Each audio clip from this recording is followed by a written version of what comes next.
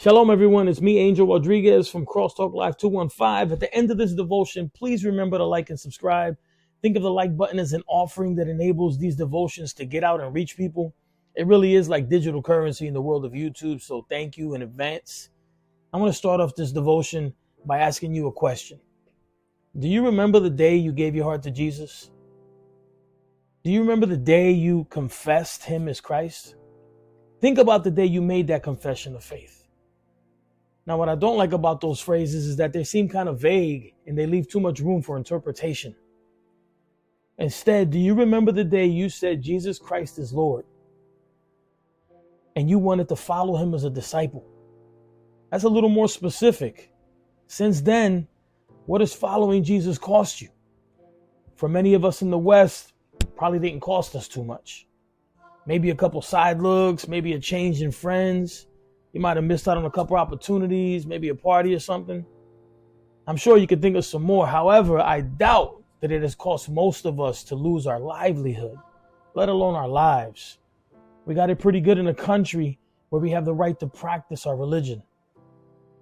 We may complain about not being able to force our Christianity on everyone, but that is not the same as not being able to practice it, especially at the pain of death or the loss of rights in society. I admit it's getting a little more unpopular to be a Christian, but should being a Christian ever have been popular at all? That's a topic for another time. We have an example in the book of Mathew of Jesus calling Peter and Andrew to be disciples. This is unique because rabbis did not go out calling people to be their disciples, but Jesus did. Not only that, he called people to follow him who would never have fit the criteria for discipleship in this time. In Matthew 4:18-20, we read as follows. While walking by the Sea of Galilee, he saw two brothers, Simon, who is called Peter, and Andrew, his brother, casting a net into the sea, for they were fishermen.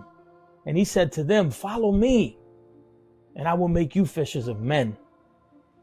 Immediately, they left their nets and followed him.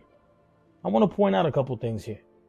Jesus called them. The normal practice was for the gifted and wealthy young men to pursue and request to be disciples and discipled by a prominent rabbi, because being a disciple of a rabbi was a prestigious rite in the community of the first century Jew. Another thing I want to point out, their response reflects that they understood what it meant to follow a rabbi and become his disciple.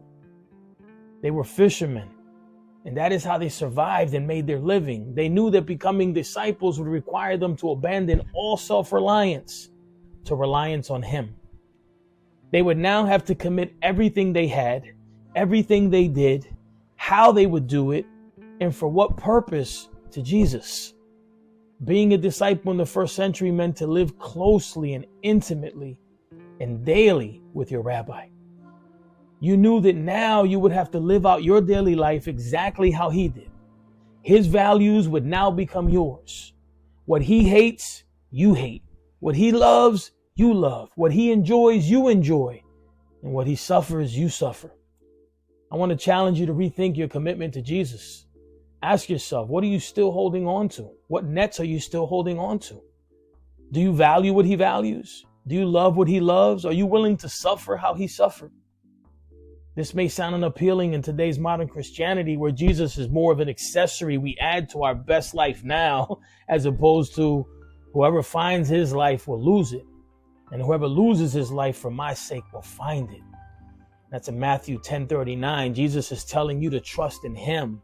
Sacrifice your own desires and preferences in order to follow his will, because his will ultimately bring you fulfillment and a life that is eternally more valuable than the life you're holding on to. God bless, and may you live well in Christ Jesus. Shalom.